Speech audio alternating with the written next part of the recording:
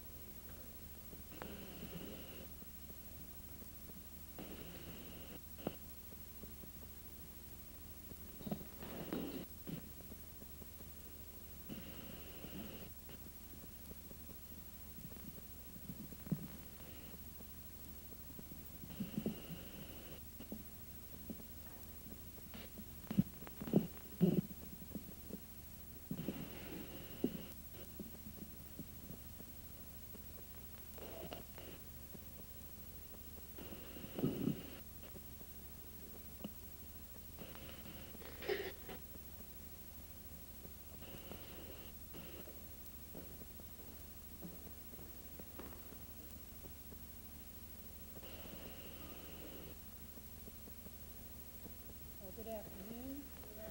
It's a pleasure to be here.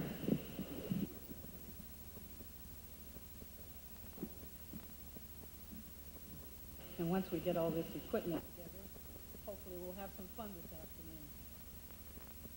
The only thing that I ask of you this afternoon is that you have an open mind. We're going to share some things that may seem a little strange to some of you. Others, it'll just be old hat. But for those of you that are hearing it for the first time, we ask you to contemplate it a little bit longer. I had the opportunity approximately 12 years ago to discover the magic of water. And I got so excited about it that I began to share that with my patients. And of course they turned back to me and said, Doc, okay, we're getting the message that water is special and that we should drink it, but what water should we drink? And so that at that time, the only water that we had that was used for cleaning up the body or having an interface with the body was the still water. What has happened over the last 12 years is that my curiosity and my God has allowed me to go all over the world. It has actually drawn me to certain places around the world. And I could be on vacation and just happen to be sitting on a plane next to somebody that puts another piece of the puzzle together. I look forward next month to going high in the Himalayas of Russia and China, meeting with gentlemen that are over 200 years of age, and putting together some other pieces of the puzzle in terms of the magic of water. And when I look at this earth, and we can learn all we need to know from nature. And I see that at this time that our planet is in trouble. That 15%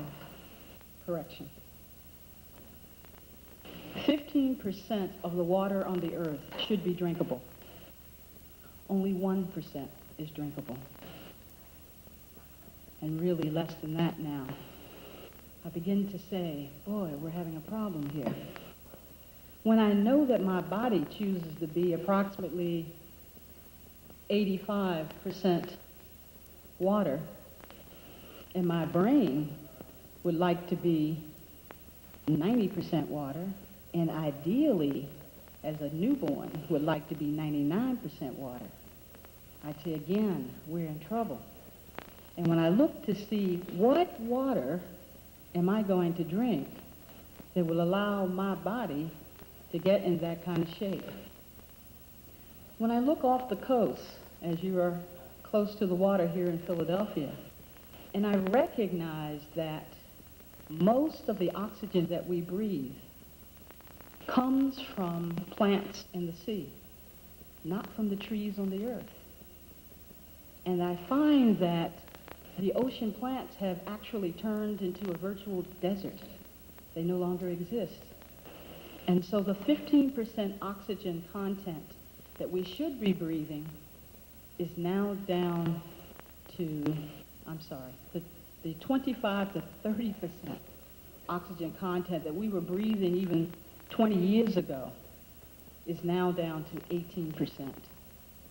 At 14%, we all go into coma. So we have real problems right now with our water, with our air. And what can we do about it? As I look at the earth and it being 85% water also, I say there's similarities here.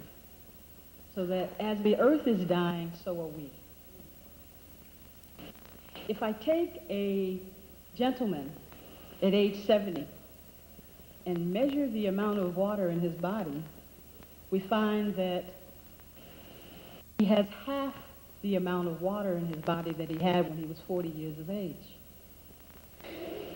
If that same 70-year-old man was also obese, I find that he'd have half of that. So in fact, do we age or do we just dry up? We have a problem. And as I say, all life on earth is dependent on water.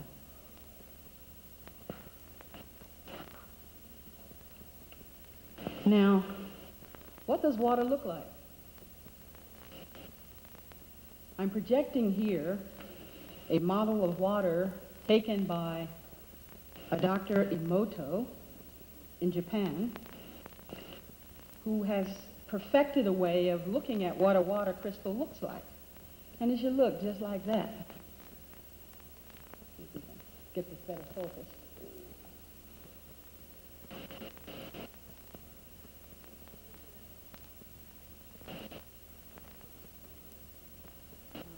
And one's a little bit more technical than I.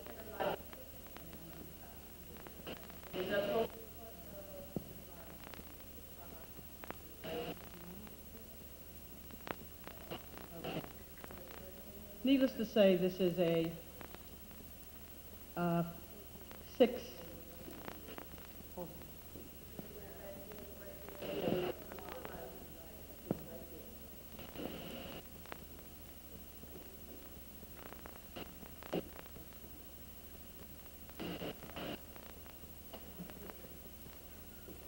It may be as clear as we can get for the moment.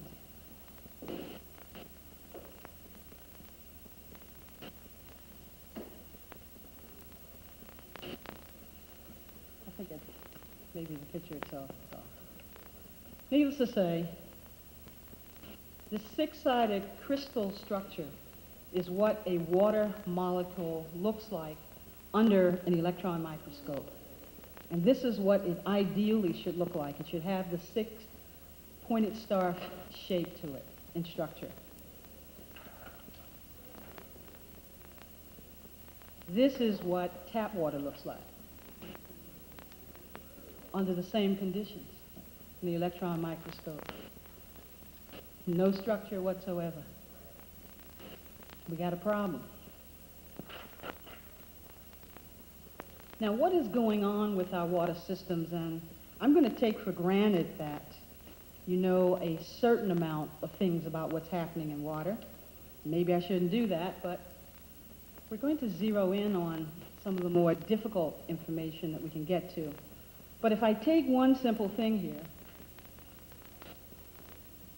like chlorine, what happens when I add chlorine to the water?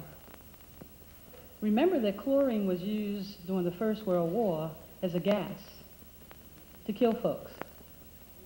When you take a shower every day, you take gas of chlorine into your lungs. when that gas of chlorine enters your lungs and it mixes with decaying vegetable substance in your body, it turns into what we call trihalomethanes, or THMs. Now, what's a trihalomethane? One of those long words. It's cleaning fluid. Same thing your cleaners uses to clean your clothes. That's what you just created in your digestive tract. And it is a known cancer-causing agent. So something as simple as just simply taking a shower, where you've not used the right implement on your shower head, can create your exposure to cancer. If that's exposed to decaying meat substance, now what am I talking about here again? I'm talking about a slow-moving bowel, where your stuff's moving very slowly out of your system. Now I've created a pace in that digestive tract, which creates arteriosclerosis, or hardening of the arteries. All proven facts. And all I did was take a shower every morning without knowing it. Now, not to put my finger on any particular manufacturer, but when I know I've got big pockets, and therefore I can get commercials on the TV set, and thus the Brita filter, which has been on the market for several years, is owned by the Clorox company. How long does it last? Approximately 2 weeks. And then you begin to reintroduce back into that water what you thought you were taking out. Keep those things in mind when you're talking about, I got clean, safe water, that I am giving to myself and to my children. And my gauge that a water is safe enough is, can I give that water to my grandchild safely? Because he's totally dependent on us to give him what he eats and drinks. So can I safely give him this substance and know that he doesn't have to worry about it, or I don't have to worry about it either? That's your gauge. Forget the courts. Yes, I do want it to stand up in court if I have to go. Yes, I do want it to stand up to academic scrutiny if I have to go. So a lot of pretenders out there say that they have things that'll make your water safe, but will it hold up to the scrutiny that it needs? What's a property of a water? And I'm going to take this down because it's very hard for me to talk into a mic, and I'm just going to hold it. There, I feel more comfortable. What are some of the properties of what we call bioavailable waters? And what do I mean by bioavailable waters? That means not only does this water I drink go right through me and make me go to the bathroom, but does it give something back to the cells? Does it allow those cells to begin to heal themselves? That's what I call a bioavailable water. So that it's going to give something good back to the body. Now understand that drinking almost any water will help, and we would probably eliminate half of the diseases on the planet if we just got people to drink water. But what are some of the characteristics? We saw the crystalline structure earlier in terms of what it should look like. Another characteristic is it should have small molecular clusters. Now all water clusters, as you can see, tap water, but it's the size of the cluster that makes the difference. And tap water is up there around 13 to 15 molecules per cluster. By the time I get down to the waters that are bioavailable, they're between 5 to 7 molecules per cluster. And that small size is significant. If you can think of clustering as like a cluster of grapes, and they begin to move together like that when we look at them. Those crystals come together in a crystal cluster, just like a cluster of grapes. And the smaller they are, the easier it is for that water to enter the brain and the tissues of the body. Now, most non-small clustered waters cannot cross what we call the blood-brain barrier. That means they cannot get into the brain cells because they're too large. They cannot get into the tissues and organs of the body, like your heart, like your lungs. They have difficulty. It's like a secondary effect to get there. the bioavailable waters go right to the brain and allow that brain to get that 90% water that we want it to have. So clustering and size of the cluster becomes very significant. Now in 1995, U.S. government did its thing, and that was, it said to the American people, okay, there is no safe water left in the United States that you can drink. No safe water left in the United States. And that was a one-day announcement. And they've done their public service to announce to the public. But what they said was boil your water or use reverse osmosis. Now, in boiling your water, many of the toxins in the water just get more concentrated. So it really made the problem even worse. With reverse osmosis, it's a good way of taking things out of the water, but it's very expensive. Membranes have to be changed every quarter, and it takes too much out. You're left with what we talk about in water circles as dead water. It gives nothing back to the body. So you've got to add things in order to have it interact with the cells of your body. So reverse osmosis, or the things that they recommended, weren't really that good. Now I want you to notice at the bottom of this, electrolysis, because there are machines that use that process to change your tap water into what would be comparable to vegetable juice.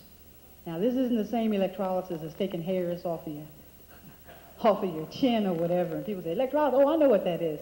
No, this is a special process that the plates in the machine, and this is something to look for, are made from platinum and titanium, not stainless steel.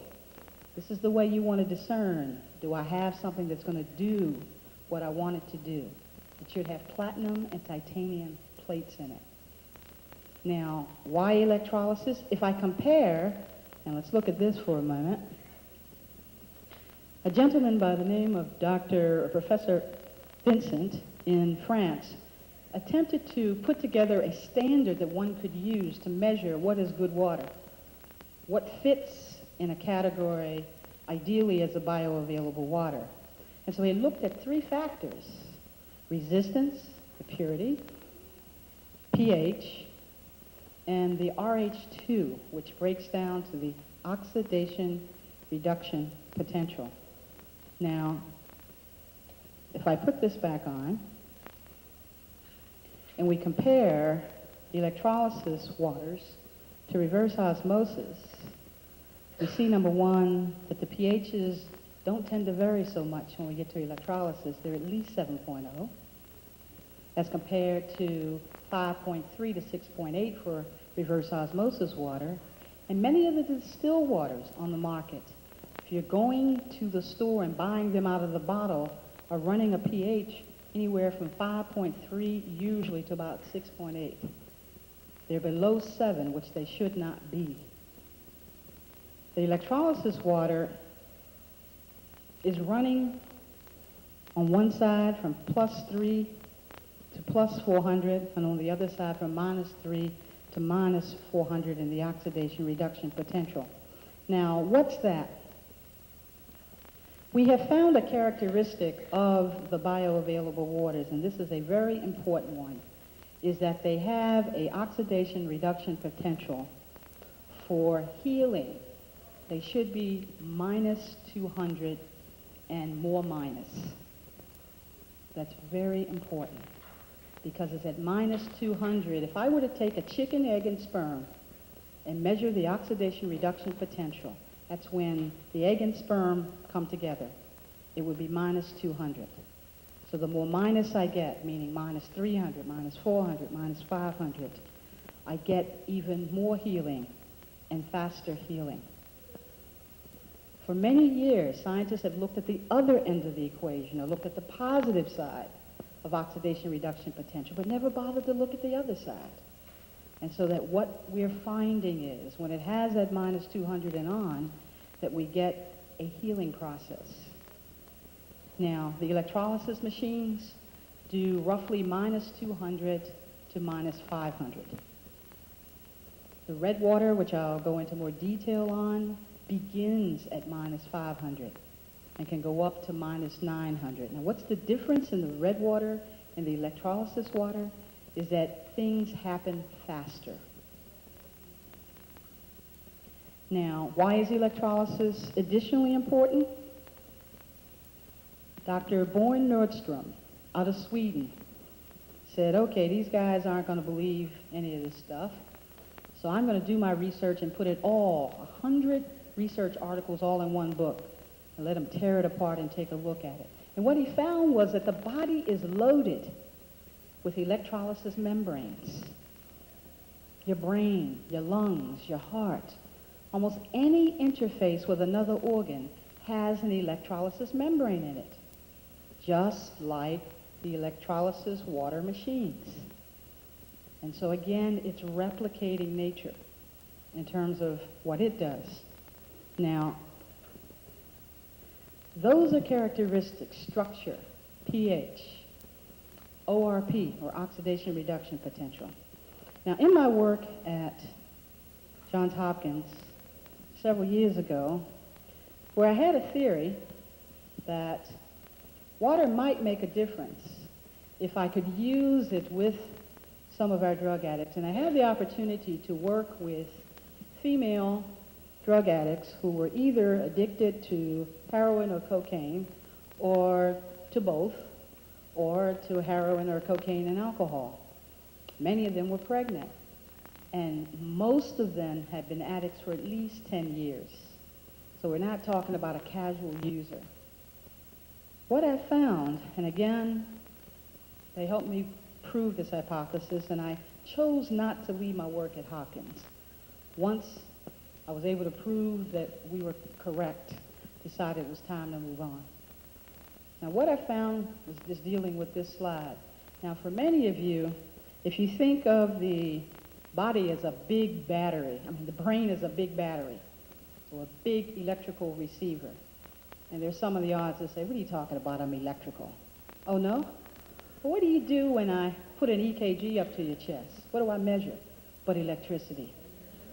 What do I measure when I do an EEG? Remember the old Dr. Kildare stuff and flat line?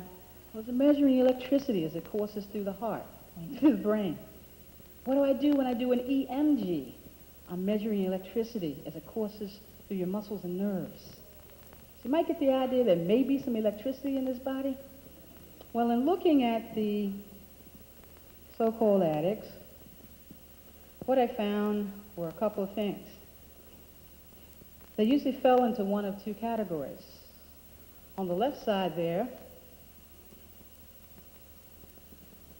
we saw that salt, caffeine, nicotine, and cocaine all acted the same way. On the other side, sugar, alcohol, tranquilizers, marijuana, and heroin. You say, what are you talking about, Doc? Well, let's see what we got here. On the salt side, we're dealing with individuals who have pains, that are holding on to stuff. It's like pulling elephants out of quicksand. And those things act like the body's natural painkiller, which is tryptophan. On the other side, on the sugar heroin side, they act like two substances that, again, are produced by the brain, specifically serotonin and melatonin. If you don't know how to spell them, here we are. We'll call them Sarah and Mel for these purposes. Now, it sort of bothers me a bit when I see some kids at lunchtime or right after lunch, and I'm sure if there are any teachers in the audience, they usually say, I really hate to teach the kids in the afternoon because they're off the ceiling, or on their way to school in the morning with a soda and a bag of potato chips, or a candy bar and a bag of potato chips. What they're doing is this. They're actually overriding on one side and using the other side to counterbalance it. Now, I'm going to zero in on the sugar heroin side to say these things have a tendency to slow the brain down so that they can function. Now, who has fast-moving brains? Your babies and your dyslexics or your attention deficit disorder entities. Now, I hate that term because they are our geniuses. And I can say to anybody who has a young baby around that you know that they have some fast-moving brains. If I've got a fast-moving brain, I've got to put jet fuel into a jet engine. Now, I used to teach a course called Subliminal Dynamics. And in that course, we began to look at who was really handicapped, who really had the deficit. And I found that the so-called learned entities had the deficit. Because in that course, we started reading at 25,000 words a minute. And we could go up as high as 600,000 words a minute. Now, in regular reading, you can only read 250 words a minute. That's as fast as the fastest talker on the earth so far has been programmed to be able to read. 250 words a minute. So you see it, you say it, you read it. Okay, that's the way you teach it. Here comes Jane. You say it out loud, you see it, whatever, okay? That's very slow to a fast-moving brain who wants to begin reading at 25,000 words a minute. Now, in that course, what we did was, the first test in the course is to give the whole group a thesaurus. Now, mixed in that group always, at least in the course that I taught, were so-called dyslexics, and then the learned, supposedly, your accountants, your doctors, your lawyers, your teachers, etc. And invariably, the dyslexics always blew away the course because we gave them a thesaurus and we said, turn the pages of the book as fast as you can, upside down, backwards, just keep going through it until we tell you to stop. Then we took the thesaurus away, and in front of them, we placed a blank page and said, we gave them 10 words. We gave the whole group 10 words. And they had to write down what page that word had been on, all 10 of those words had been on, where on the page the word had been, meaning on the left side, right column, upper or lower portion. And invariably, the dyslexics each time would get 8 out of 10 of those correct. Now, they didn't know the words ahead of time, so there was no cheating ahead to say, I'm going to be looking for where this word is. And the so-called learned often were good if they got 1 or got anywhere near the page. That's not in all cases, but in general, that's what was going on. So you get the picture that perhaps we have fast-moving brains. And when I do the studies done by the National Educational Association about how children learn, the curve looks like this. From infancy to 5 years of age, it's constantly going up. And at 5 years of age, it goes down for the rest of their lives. Now, what happens traditionally in American schools at 5? They go to school. So all that nice learning natural process gets programmed out of them. Now, often in dyslexics or attention deficit disorder individuals, somehow or another they never turn the key off. So their curve keeps going on. Now, if your brain wants to read at 25,000 words a minute, in the course you get up to 250,000 words a minute. Now, this isn't speed reading.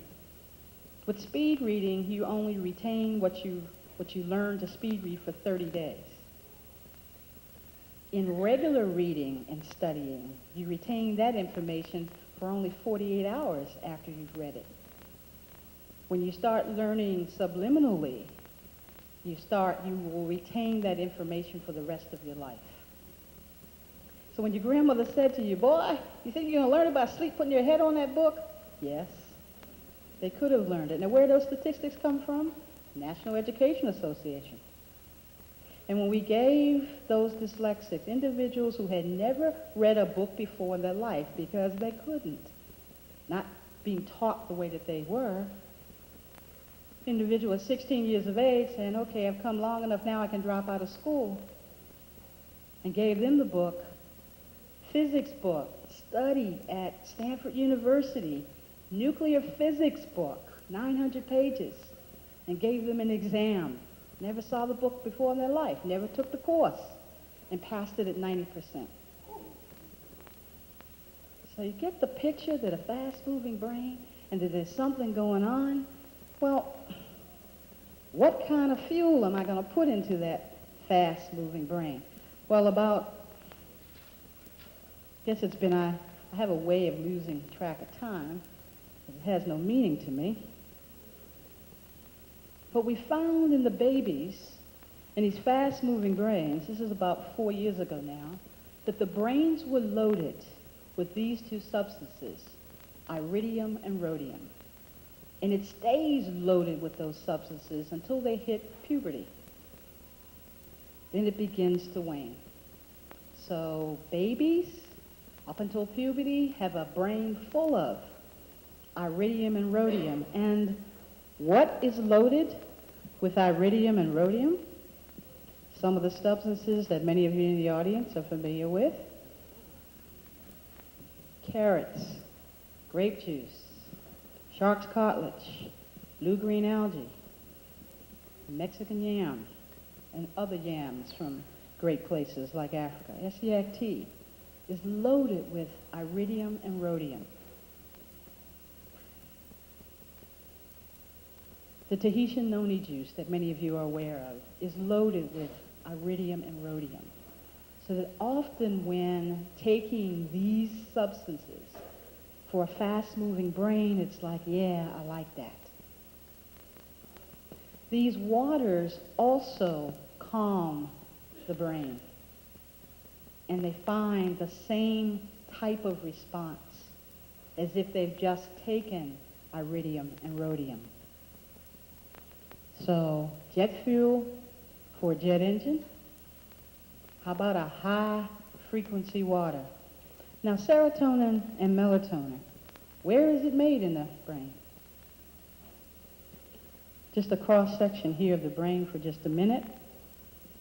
We find that it's made in the pineal gland, which is smack dab in the middle of the brain. In fact, there's an old crystal triangle there that I'll refer to a little later with the pituitary, the pineal gland, and the hypothalamus.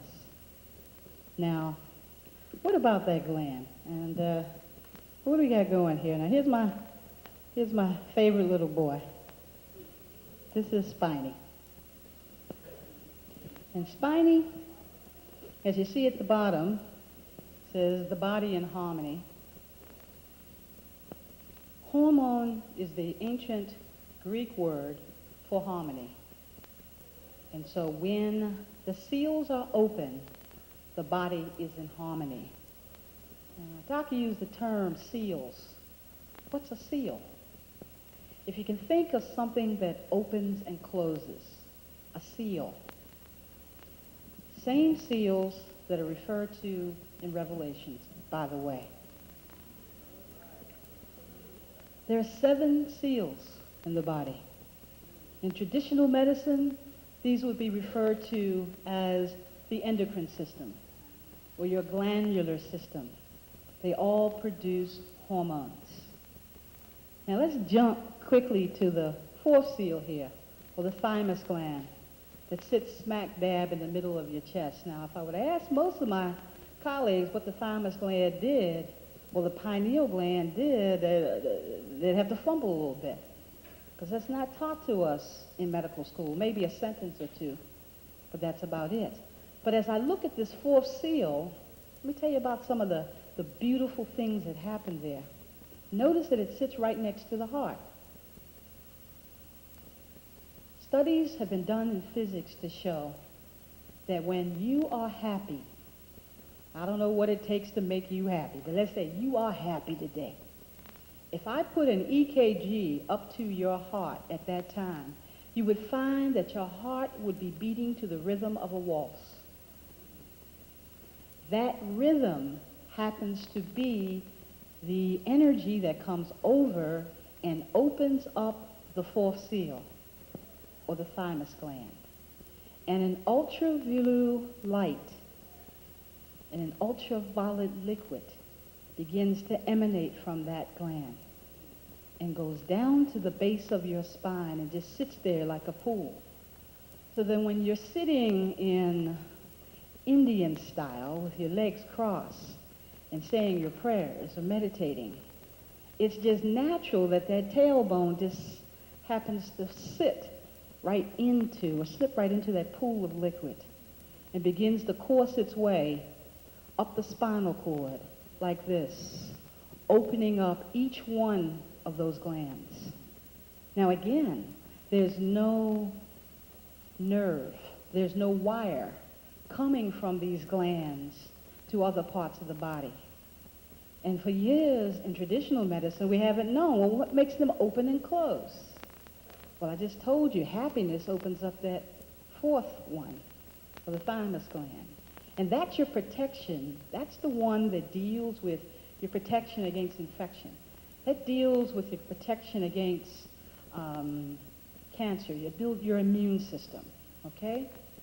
If I look at the sixth seal, which would be the pineal gland, one of my favorite glands, which is the sixth seal in that list of 7 seals, I find that serotonin and melatonin, back to old Sarah and Mel, are made in the pineal gland.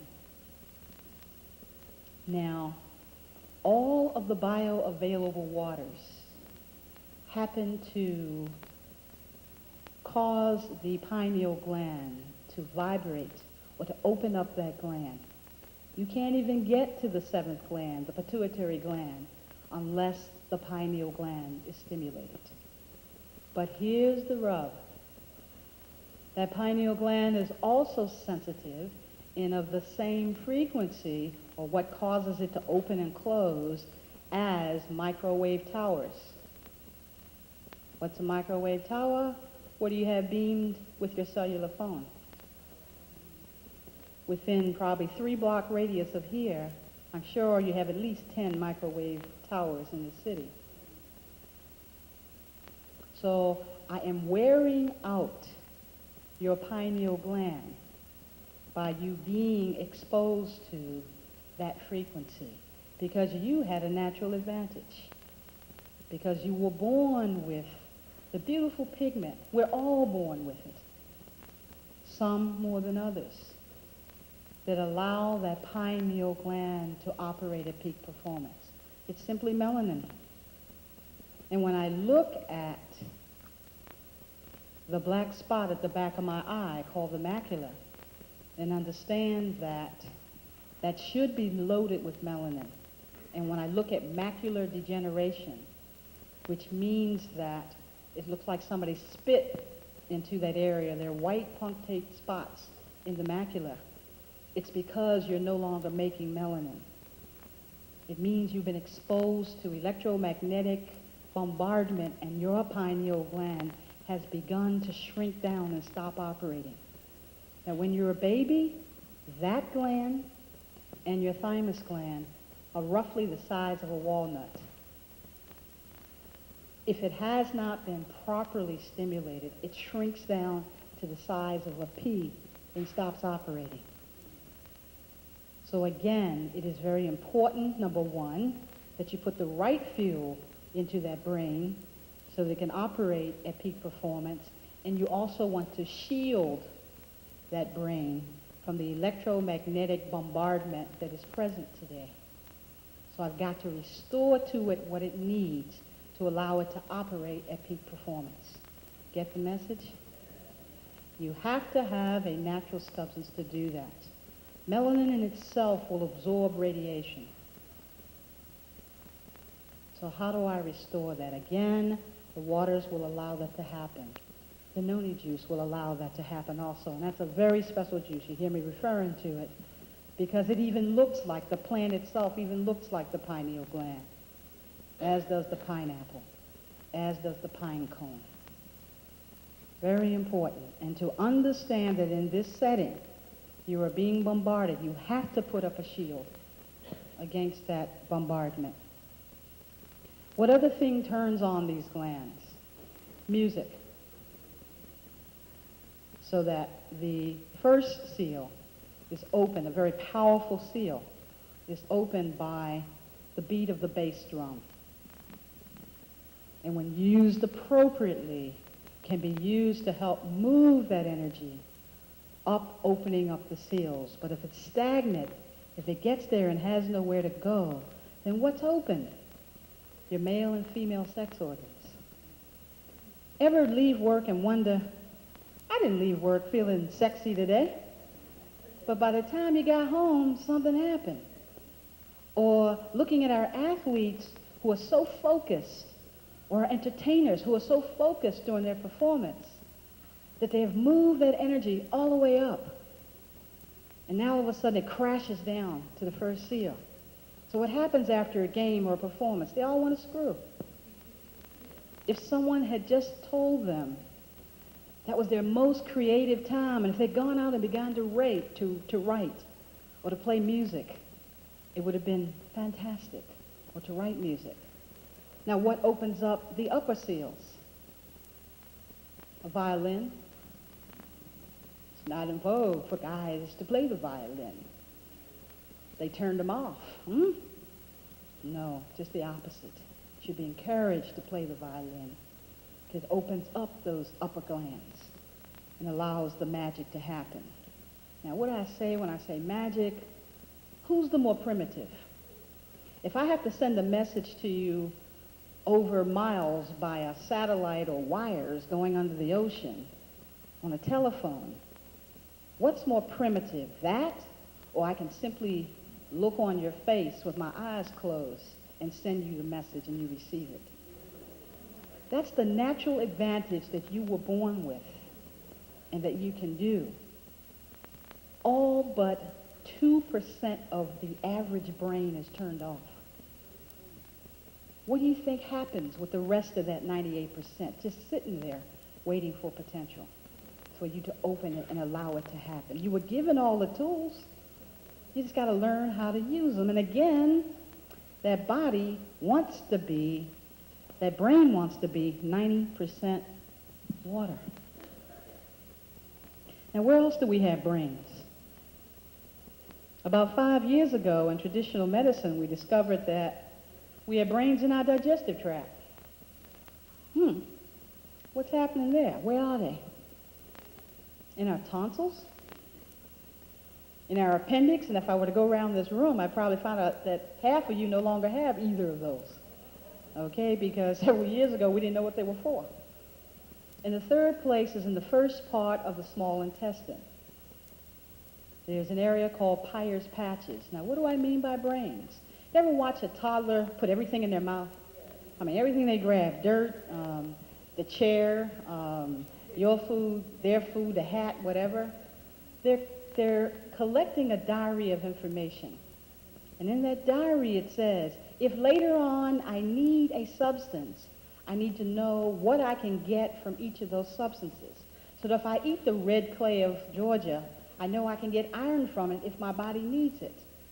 Now, where does it test it? As it passes the tonsils, it says, well, we need calcium today, we need a little potassium, give me a little manganese, etc. It proceeds on down this one long tube, because your digestive tract is one long tube, open on either end, mouth on one side, anus on the other. And we draw from it as it passes down that tube. So as it gets to that part of the small intestine, it says, nope, didn't take enough out. Guess we need some more. And it gets to the appendix and says, all right, we're getting ready to enter the large bowel. And what's the function of the large bowel? To say there's enough water in the body to send that 90% water up to the brain.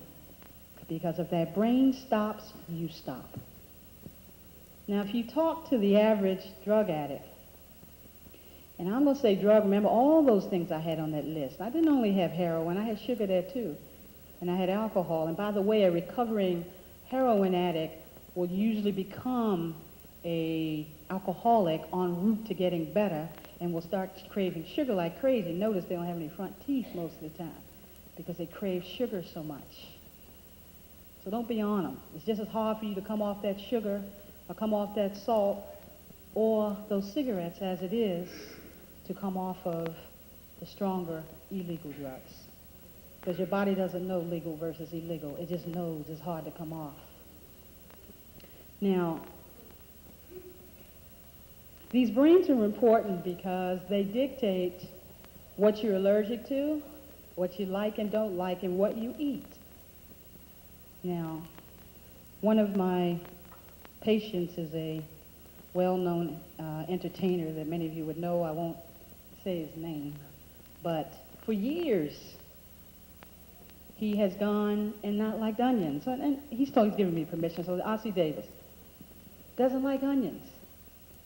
He says, I don't know why I don't like onions. His mother's still alive. She is over 100. And I said, Mrs. Davis, why doesn't R.C. like onions? She said, well, you know, in the old days when we were weaning babies from the breasts, we used to put onion juice on the nipple. So the association to him was something untoward happened when I was around that onion juice as I was collecting that diary during those first couple of years of life. So that registered as, that's not something I want. When we look at these brains and we look at allergies, we find that if I make the connection with food to something that wasn't so good, when I ate that food, I develop an allergy to it. So let's say I'm going to pick on peas because there's a number of people that don't like peas. And let's say it was a bad day at work for mom or dad. And they came home that day and I'm sitting at the table and there are peas in front of me. Well, my body just didn't happen to need peas that day. Okay? But eat your peas. But I don't want my peas. Eat your peas. But I don't want my peas. Nah. Next time peas are introduced to me, it remembers that the last time we ate them, something didn't connect so well. So I'm not sure that I want them. So now I'm getting nauseous at even the thought of them, or I may actually throw up. Now, how do we prove that? We actually bypass the digestive tract and inject it into the directly into the bloodstream pea extract. Now, that should have made that entity very violently allergic because they were allergic to them if they ate them. Didn't touch them because it had bypassed those brains in the digestive tract. So get an idea that there may be brains everywhere. Getting the drug addicts to drink water, and if you ask them, how often do you drink water? Number one, they'll tell you up front, I don't like water. So it's very rare for me to drink water. Secondly, how often do they have a bowel movement? Anywhere from once a week to once a month.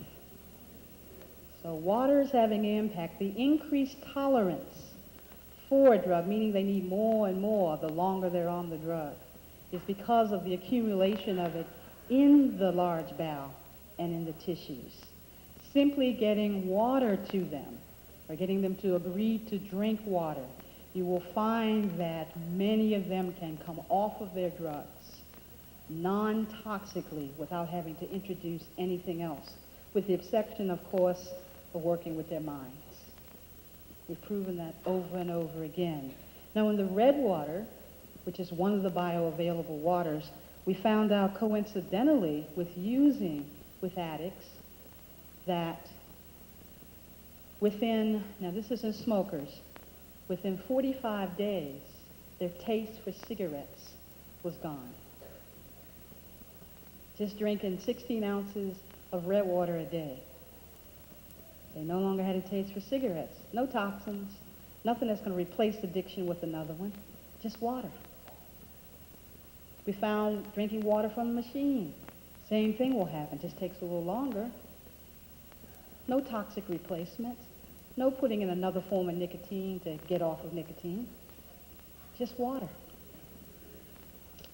We also found that other addictions were lessened. Something as simple as the desire to shop. People no longer wanted to shop. That was all a coincidental finding. We were treating cancer patients. Just drinking a 16-ounce bottle of red water every day. Remember I talked about that crystal triangle between the pituitary, the pineal, and the hypothalamus? Hypothalamus is your pleasure center. So there's some connection. I can't answer why, guys, at this point, but this is what we're observing. Now, we throw around the term oxidant, antioxidant, and I thought I'd just take for a minute and look at to make sure you knew what an antioxidant was.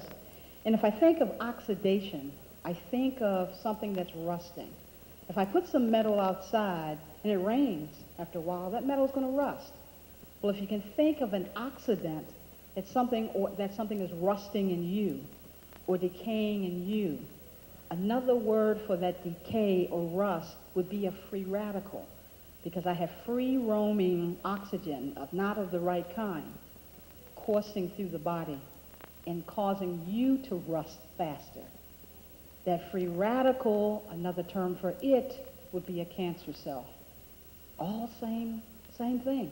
You're rusting, you're decaying on the inside because the wrong kind of oxygen is circulating. Now, when I look at deuterium sulfate, which I think you have an advertisement in your brochure there, one of the names of a deuterium sulfate is hydroxygen plus. What it does is to allow that wrong kind of oxygen not to be released, and in fact increase the release of good oxygen to your system, so that when you start looking at lung patients, your asthmatics, your emphysema patients, you find that their lungs, the muscle, number one, in their lungs become more flexible, and their oxygenation is better simply by adding those little drops to the water. So it's one of the processes. All of the waters work on the hydrogen side of what's in the water. When I think of H2O, I have a hydrogen and I have an oxygen. I want to release the good oxygen. I want to tie up the bad oxygen.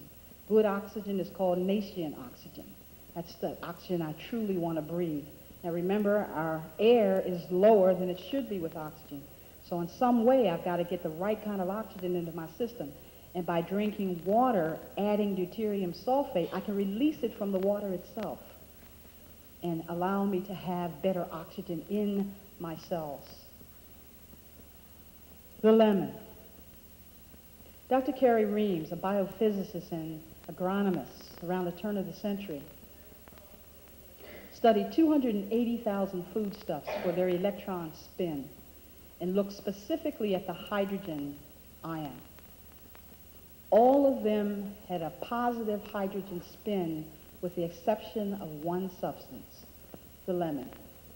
So you thought that adding lemon to your water was just a fashionable thing, when in fact what it really does is releases what we call hydrogens with a negative charge to them. Now what's the significance of that? If I were to pick an organ in the body outside of the brain, it probably would be the liver as your hard-working organ. It sends all the minerals and vitamins where they need to go to different parts of the body. An infant to 5 years of age is loaded with negatively charged hydrogens. So that as you get older and more toxins develop, you don't have as many negatively charged hydrogens in the body. The lemon will help restore that. Some of you are familiar with Willard's water, with hydrogen peroxide being used as a water thing. That's how they work, is looking at adding more negatively charged hydrogen to the liver and allowing it to better perform. What else does the hydrogen, or the negative hydrogen ion, become involved with? Everybody's worried about getting older. And my colleague is going to go into that a lot more in her session, so I won't go into detail on this except to say that the more negatively charged hydrogens I have in my body, the more I'm going to loosen my DNA coil, and that means that I'm going to age slower. So you want those negatively charged hydrogens. Keep adding lemon to your water. You'll find that it will also help, among other things that it does, to help that liver. Now, what else are we seeing? And here's one of the bummers. Diabetics. When I look at our community in all the major cities where there are a number of Afro-Americans, I find that diabetes is rampant, and rampant for several reasons. But let's look at what we're finding on the discovery trail in traditional medicine now. We're finding E. coli, a bacterium, in the pancreas of usually adult onset diabetics. We're finding in juveniles, or the children that develop diabetes soon after birth, all the way up to roughly 25 years of age, we consider that juvenile diabetes, or when there's no more insulin left. We're finding viruses in the pancreas. And what we're noticing is, as you heard from Dr. Bodice, antibiotics aren't working. And in fact, they can't even get into the organ, into that organ to even work. So what am I going to use to get there and wipe out that organism, hopefully? All of the bioavailable waters will take care of that E. coli or those viruses in the pancreas. Studies to still be released by the University of Texas is going to demonstrate that officially in the not too distant future. What else are we seeing in terms of viruses and bacteria in the digestive tract? We're seeing, remember they came out with ulcers? It used to be, couldn't be by a bacterium. I mean, I was taught when I was in medical school that there was too much acid in the stomach for bacteria to exist. Wrong.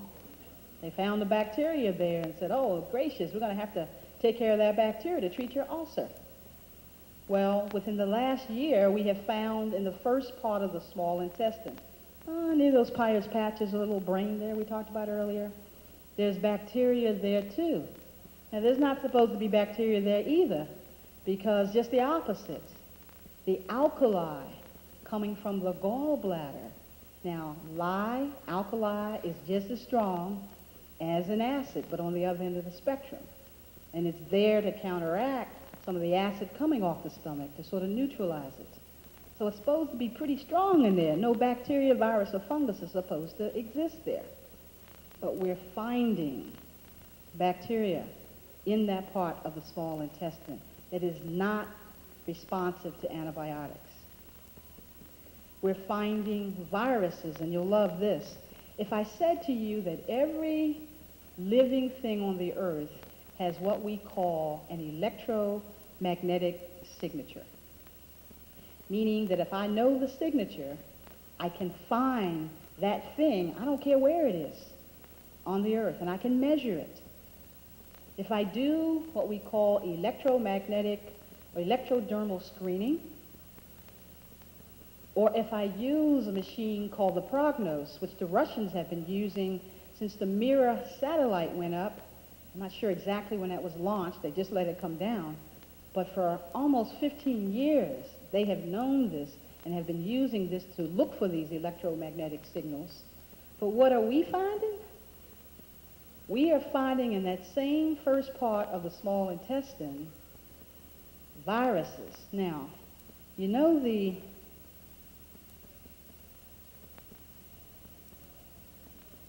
polio virus, about, 40 years ago, people started having polio all over the place, all over the world.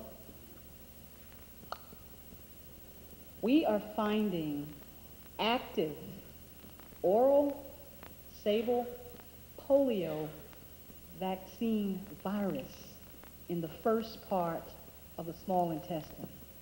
That was supposed to be a dead virus.